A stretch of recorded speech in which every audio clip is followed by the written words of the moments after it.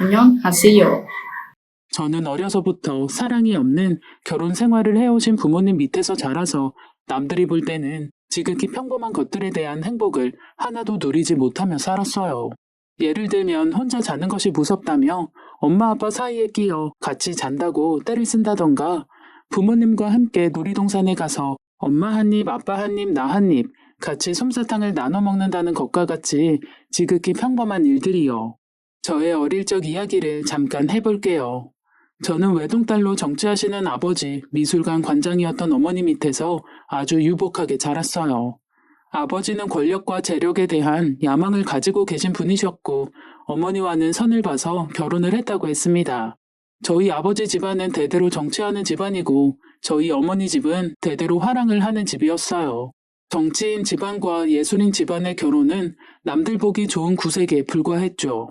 어머니 집은 정치하는 아버지 집안의 돈만 보고 결혼을 시킨 것이고, 아버지 집은 예술하는 어머니 집안에 고상한 타이틀이 필요해서 결혼을 시킨 것이었어요. 지금 어머니가 가지고 있는 미술관도 결혼할 때 아버지 집에서 해주신 것이었죠. 서로의 조건만 보고 한 결혼이었어요. 심지어 어머니는 그때 당시 사랑하는 남자가 있었다고 했어요. 그 남자를 버리고 아버지와 결혼한 것이었죠. 아버지 집은 남자 아이를 낳아 정치의 대를 잇기를 원하셨고, 어머니는 저를 낳고는 더 이상 자신의 몸이 망가지는 것이 싫다고 아이를 원하지 않았다고 해요. 그러자 아버지 댁에서는 난리가 났고, 그 압박에 못 이겨 2번이나 유산하면서까지 낳은 아이가 제 남동생이었어요. 어머니는 이제 남자아이를 낳았으니 더 이상 자신의 삶을 터치하지 말라고 했고, 아버지의 대외적인 활동 때만 다정한 부부가 되었어요. 쇼윈도 부부였죠. 아버지의 정치 활동에 이혼이라는 오점은 있을 수 없는 일이었고, 어머니의 화교 활동에는 아버지의 막대한 지원금이 필요했기 때문이었죠.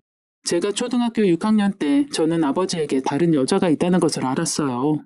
제가 늘 언니 하며 좋아했던 아버지 옆에 항상 따라다니는 수행비서였는데, 어느 날 아버지 서재에서 아버지와 그 언니의 불륜 현장을 봐버렸고, 그날 이후로 저는 그 언니를 언니라고 부르지도 않았죠. 아버지 앞에서 그 여자라고 불러서 혼났던 기억이 나네요. 전 제가 본 것을 엄마에게 울면서 이야기했지만 엄마는 제 머리를 쓰다듬으면서 예진아, 네가 이해가 될지 모르겠지만 아빠도 엄마도 각자의 삶이 있단다. 하지만 우리 예진이와 예준이의 엄마 아빠로의 자리에서는 최선을 다할 거야. 그 얘기를 들은 지 얼마 지나지 않아서 저는 어머니에게도 남자가 있다는 것을 알았습니다. 너무 빨리 철이 들었던 것일까요? 저는 어린 나이에도 그런 부모님의 모습을 인정하며 자랐던 것 같아요. 아니, 더 정확하게 말하자면 그런 것들을 너무나 당연히 여기면서 사는 부모님과 할아버지, 할머니 아래에서 세뇌되었던 건지도 모르겠어요. 저는 친구들의 평범한 일상이 늘 부러웠습니다. 그리고 생각했죠. 나는 커서 절대로 우리 엄마 아빠처럼 안 살 거야. 난 정말 사랑하는 남자와 결혼해서 죽을 때까지 사랑하며 살 거야. 학창시절 저는 로맨스 소설에 빠져 살았고, 친구들과 팬픽 소설을 연재하며 부모님에게서 보지 못했던 사랑에 대한 결핍을 풀곤 했었죠. 그렇게 저는 성인이 되었고 어머니의 영향으로 미대를 졸업했어요. 제가 대학교를 졸업하자마자 아버지께서는 여기저기서 선자리를 가지고 오셨습니다. 그냥 봐도 스펙과 집안이 쟁쟁한 남자들이었죠. 아버지 성화에 나간 선자리에서 많은 남자들을 만나보았지만 제 마음에 들어오는 남자는 없었어요. 처음부터 서로의 집안과 스펙만 보고 만난 선자리에서 제가 원하는 사랑을 꿈꾸는 남자를 만나는 것은 쉽지 않았죠. 가는 선자리마다 잘 안 되니 아버지께서는 저더러 유학을 가라고 하셨어요. 다 큰 처녀가 들어오는 선자리마다 성사가 안 되고 시집을 못 가고 있으면 소문 안 좋게 난다고. 유학이라도 가야 공부한다고 둘러라도 된다면서요. 그렇게 저는 프랑스 파리로 유학을 가게 되었어요. 그리고 그곳에서 지금의 남편을 만나게 되었습니다. 남편은 1년간 캄보디아에서 장기 의료봉사를 하다가 한국으로 들어가기 전 3주간 파리로 여행을 온 사람이었죠. 저는 그때 당시 콩코르드 광장 계단에 앉아서 노래를 듣기도 하고 참 자유로워 보이는 사람들을 도화지에 그리기도 하고 어떤 날은 제가 좋아하는 로맨스 소설을 쓰기도 하면서 시간을 보내곤 했습니다. 그날은 제가 그림을 그리고 있는데 한 남자가 다가왔습니다. 한국 사람이세요? 네. 그림 그리는데 얼마예요? 이거 돈 받고 하는 거 아닌데. 저는 돈 받고 그림 그려주는 건 줄 알고 실례했어요. 같은 한국 사람끼리 공짜로 그려주죠 뭐. 타국에서 자국민을 만난다는 것은 얼마나 기쁜 일인지 몰라요. 심지어 유학생활 1년 동안 무료했던 제 삶에 그 남자의 등장은 봄을 맞이하는 따뜻한 봄비 같았죠. 우리는 서로 첫눈에 반했고 운명처럼 서로에게 끌렸어요. 소울메이트를 만난 기분이었죠. 우리는 매일 24시간이 부족할 만큼 붙어 있었고, 저는 그 사람에게 해외 의료봉사를 하며 그곳에서 만난 순수한 영혼들 이야기를 듣는 것이 좋았어요. 그 얘기를 할 때 그 사람의 아이 같은 모습과 맑은 눈동자가 좋았습니다. 정말로 사랑이 많고 정이 많고 따뜻한 사람이라는 것을 느낄 수 있었죠. 야속하리만큼 3주라는 시간은 쏜살같이 지나갔어요. 저는 아직 1년이라는 유학 생활이 남아있었기에 우리는 1년 뒤 한국에서 만나자고 약속했죠. 서로의 사랑을 확인했고 서로의 사랑이 변치 않을 것이라 여기며 우리는 그렇게 헤어지게 되었습니다. 그때부터 우리는 메일을 주고받으며 서로의 사랑을 확인했고 서로가 보내는 하루의 일상을 공유하며 몸은 떨어져 있지만 항상 함께하는 것 같았어요. 남편은 한 달에 2번은 손편지를 적어서 보내줄 정도로 자상하고 섬세한 사람이었어요. 그렇게 1년이 지나고 저는 한국으로 돌아왔습니다. 제가 귀국해서 처음으로 만난 사람은 당연히 남편이었어요. 우리의 사랑은 변함이 없었고 우리는 결혼을 약속했습니다. 저는 어렸을 때부터 꿈꾸어왔던 현모양처처럼 살고 싶다고 했고 남편은 제가 하고 싶은 일을 해도 좋고 제가 원하는 대로 집에서 내조만 해도 좋다고 했어요. 내가 어떤 모습이든 저를 사랑한다고 했죠. 하지만 아버지께서는 우리의 결혼을 반대하셨어요. 남편은 치과 의사였지만 남편의 부모님께서는 작은 시골에서 농사를 지으셨거든요. 개천에서 용된 놈이랑 결혼하지 말거라. 그 놈 주변은 다 개천일 뿐이야. 아버지께서는 남편을 보고 싶지도 않아 하셨어요. 저는 밤낮으로 울면서 딱 한 번만 만나달라고 애원했어요. 그런 저를 보며 어머니께서는 아니 왜 사람을 만나보지도 않고 판단해요. 우리 예진이는 나처럼 돈 보고 결혼 안 해도 되잖아요. 얘가 뭐가 부족해. 잘난 아버지 덕에 돈이 없어 빽이 없어. 다 가졌는데 그냥 지가 좋아하는 사람한테 보내요. 사랑 없이 사는 거 우리 하나면 충분하잖아요. 어머니께서는 한평생 남편으로부터 사랑받지 못하고 무늬만 부부였던 지난날을 돌아보시며 하나밖에 없는 딸은 정말 사랑받으며 살기를 바라셨어요. 예진아, 너는 엄마처럼 살지 마. 결국 아버지께서는 우리 결혼을 허락하셨고 남편에게 커다란 치과를 개원해 주셨어요. 남편과 저를 위해서가 아닌 남들 시선을 의식해서였죠. 아버지께서는 남들이 사이 뭐하냐고 물어보면 내가 할 말이 없어 할 말이. 그래도 번듯한 병원은 한 개 가지고 있다고 해야 면이라도 살지. 이렇게 말씀하셨죠. 평생을 남들 시선 의식하면서 사시는 아버지도 지금 생각해보니 참 힘든 삶이다 싶네요. 어쨌든 저희는 결혼을 했습니다. 신혼생활은 너무나 행복했어요. 전 제가 꿈꾸던 사랑하는 남자와 결혼했고 사랑받는 아내가 되어서 남편을 위해 식사를 준비하고 남편의 셔츠를 다리고 남편의 넥타이를 골라주는 것이 행복했어요. 저는 일주일에 한 번 시댁에 가서 시부모님께 인사를 드렸습니다. 시부모님께서는 저를 굉장히 예뻐하셨죠. 우리 도훈이가 장가를 잘 갔어. 어디 가서 이런 복덩이가 들어왔는지. 아가, 이렇게 자주 안 와도 된다. 거리도 먼데 몸이라도 상하면 어쩌려고 그러냐. 우리는 신경 쓰지 말고 너희 둘이 잘 살아. 시부모님은 좋으신 분들이었어요. 그런데 저는 두 분이 힘들게 농사를 지으시는 게 항상 마음에 걸렸습니다. 제가 갈 때마다 아버님의 기침이 더 심해지는 것 같았고 햇볕에 그을리신 어머님은 나이보다 훨씬 늙어 보이셨죠. 그렇게 두 분을 뵙고 오는 날이면 좋은 외제차에 에어컨 팡팡하게 틀고 다니는 제가 괜히 죄송했어요. 그래서 한 번은 남편에게 여보, 어머님 아버님 너무 힘들게 일하시는 것 같아. 자기 공부시키느라 고생만 하셨잖아. 농사 그만하시고 우리가 모시고 사는 건 어때? 라고 물었더니 남편은 당신 마음은 알겠는데 부모님이 원하지 않으실 거야. 항상 신경 써줘서 고마워. 여보, 그럼 힘든 농사는 그만두시고 두 분 전원생활하게 우리가 좀 도와드리면 어때? 매달 생활비 보내드리는 것만으로도 감사해 하시는 분들인데. 내가 아빠한테 말씀드려볼게.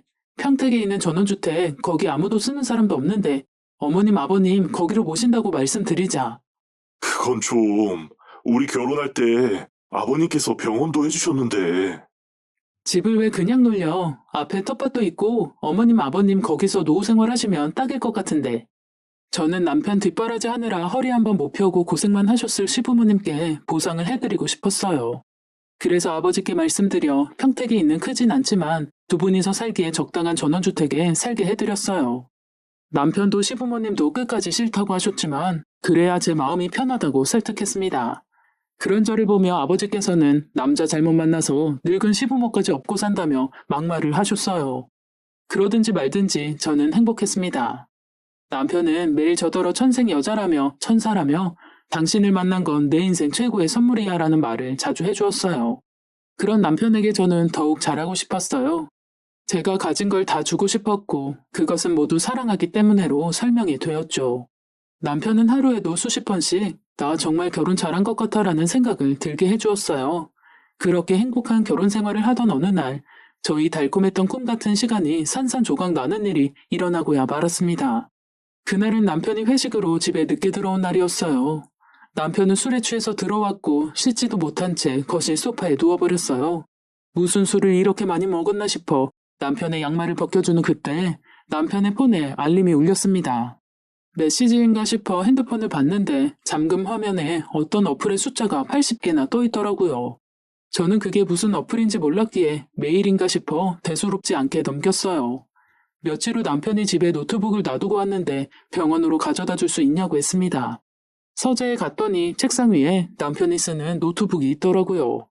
노트북이 켜져 있기에 끄고 가지고 가려고 하는데 바탕화면에 며칠 전 남편의 폰에 떠있던 어플이 바로가기가 되어 있었어요. 이게 뭔가 싶어 클릭했더니 로그인이 되어 있더군요. 그것은 남녀 채팅 커뮤니티였습니다. 심심한 30대 들어오세요. 오늘 한 잔 가능한 사람 들어오세요. 돌싱끼리 진솔한 대화 등등 대화방의 주제에 저는 충격을 받았습니다. 남편이 왜 이런 걸 하는 거지? 순간 머리가 하얗게 되면서 손이 덜덜 떨렸어요. 저는 남편의 프로필에 들어가 보았어요. 닉네임 초코송이. 닉네임을 보는 순간 숨이 턱하고 막히더군요. 결혼 초 남편이랑 미용실에 머리를 자르러 갔는데 원장님이 남편에게 정말 잘 어울릴 거라면서 머리를 자른 적이 있는데 그 모습이 마치 초코송이 같아서 제가 막 놀려댔었죠. 저와의 추억을 파렴치한 곳에서 팔고 있는 모습에 정말 피가 거꾸로 치솟았습니다. 프로필 속에 30대 초반 치과 의사, 유부남, 알고 만나는 편안한 만남 추구. 그때부터 심장이 콩닥콩닥 뛰는데 정말 주체할 수가 없더군요. 본인이 유부남인 것까지 밝히면서 이런 짓거리를 당당하게 하다니요. 심호흡을 하고 프로필 옆에 있는 쪽지함을 열었습니다. 묻 여성들과 남편이 주고받은 수많은 쪽지들이 있었어요. 안녕하세요. 저는 그 자리에 앉아서 남편이 나누었던 모든 대화의 현장을 보았습니다.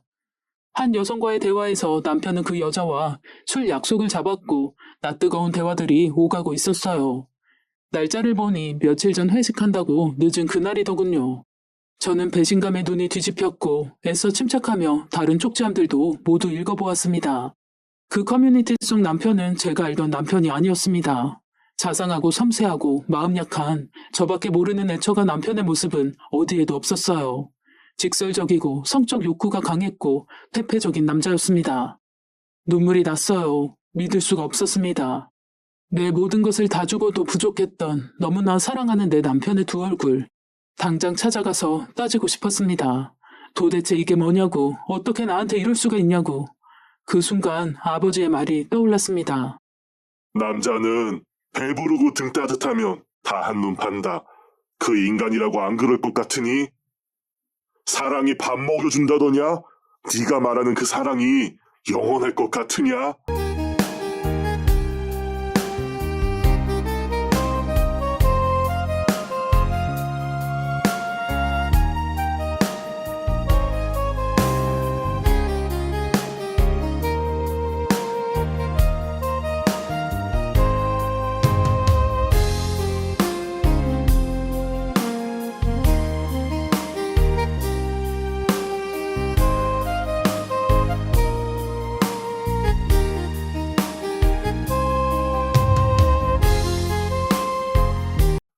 결혼 반대할 때 아버지께 들었던 수많은 말들이 생각나면서 저는 엉엉 울었습니다. 아버지께 보란 듯이 사랑으로 잘 사는 모습을 보여주고 싶었는데 남편의 두 얼굴을 보는 순간 모든 것이 무너져 내렸습니다. 제가 틀렸던 걸까요? 정신없이 울고 있을 때 남편에게서 전화가 왔습니다. 여보, 왜 이렇게 안 와? 무슨 일 있어? 아니야. 미안. 갑자기 현기증이 나서 잠시 누워 있었어. 괜찮아? 여보, 오지 마. 내가 지금 집으로 가지러 갈게. 저는 말도 안 되는 대화들을 보면서도 이 상황을 믿을 수가 없었어요. 제가 걱정되어 지금 당장 집으로 온다는 남편을 믿고 싶었어요. 남편의 진심을 알고 싶었어요. 그래서 저는 그 커뮤니티에 가입을 했습니다. 그리고 남편의 아이디를 검색해서 쪽지를 보냈죠. 1시간이 지났을까? 남편에게서 답장이 왔어요. 지금 채팅 가능? 그렇게 두 얼굴의 남편과의 채팅이 시작되었습니다. 우리는 매일 채팅을 했어요.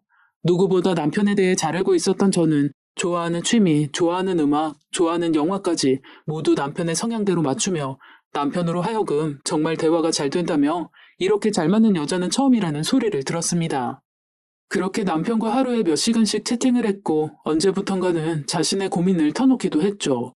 그 고민 중에는 저와의 잠자리가 맞지 않다, 만족스럽지 않다는 등 수치심을 느낄 정도의 내용들이었어요. 잠자리 안 맞으면 이혼감인데? 에이, 이혼은 절대 안 하죠. 제 돈줄인데. 남편은 결혼할 때 처가댁에서 병원을 해줬다부터 차와 집도 다 처가댁에서 해주었고 자신의 부모님 집까지 지금 뜯어놓은 상태라고 했어요. 뜯어놓은 상태, 오이가 없었습니다. 제가 돈줄이었습니다. 아내랑은 어떻게 만났어요? 남편은 자신의 이야기를 굉장히 오랜 시간 해주었어요. 가난한 농부의 아들로 태어나서 가난을 벗어나는 방법은 출세하는 길뿐이 없다고 생각해서 미친 듯이 공부를 했어요. 의대에 합격했는데 졸업하고 잘 나가는 집 애들은 부모님이 병원을 개원해주기도 하고 유학 가서 공부를 더 하기도 했죠. 가난했던 저는 의료봉사에 1년을 가면 교수님 추천으로 내가 원하는 병원에 들어갈 수 있다고 해서 1년 봉사를 갔어요. 한국으로 돌아가기 전에 처음으로 여행을 가보자 해서 아끼고 아껴 모은 돈으로 프랑스 파리를 갔어요.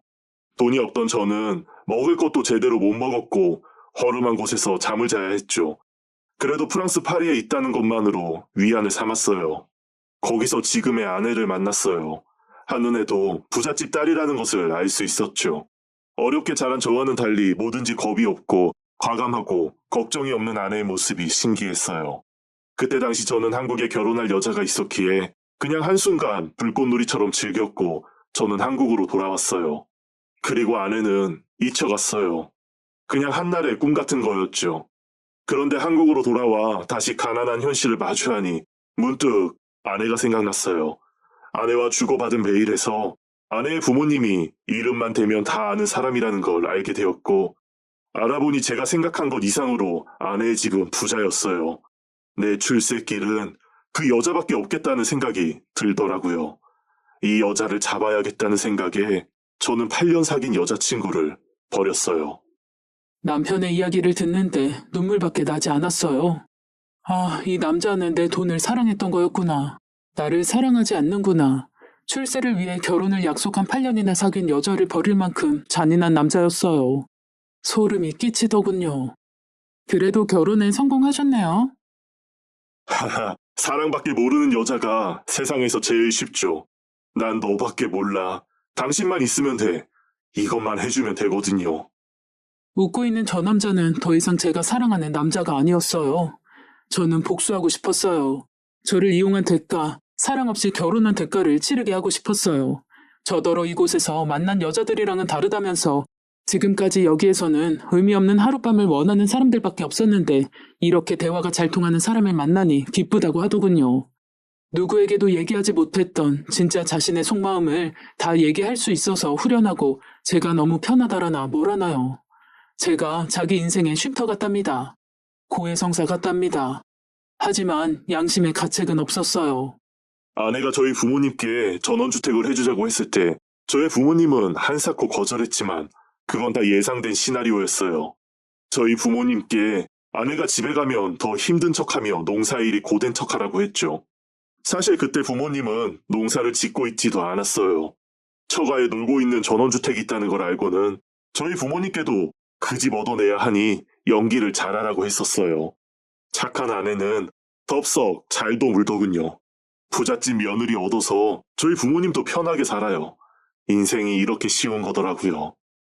지금까지 시부모님이 제 앞에서 했던 많은 행동들이 다 연기라는 것을 알게 된 후 저는 치를 떨었습니다. 허리가 아프다는 둥, 올해는 수확이 없다는 둥, 집이 오래되어서 너무 춥다는 둥. 그 남자 말대로 너무 착한 제가 덥석 물었네요.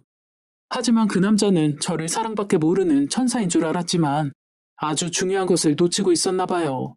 저는 피도 눈물도 없는 정치인의 딸이라는 것을요. 피는 못 속이죠. 이런 일을 당하고 나니 저는 독해지더라고요.